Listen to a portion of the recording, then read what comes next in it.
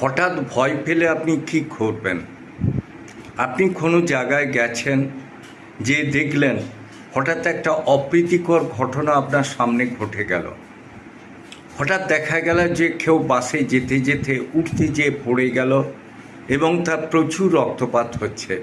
আপনি প্রচণ্ড nervous feel করছেন। আপনার তৎক্ষণাৎ উচিত একটা জায়গায় বসে যাওয়া, যদি আপনার হাতের কাছে জল থাকে খাওয়া, এবং ওই ব্যাপার থেকে নিজের মনটাকে সরিয়ে নেওয়া।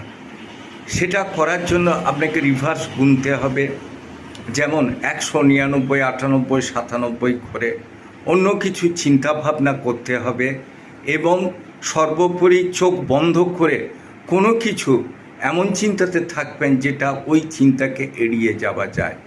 যদি তারপরে আপনার কষ্ট বেশি হয় তাহলে কাউকে ডাকুন এবং ডাক্তারবাবুর কাছে যে প্রেশার মাপিয়ে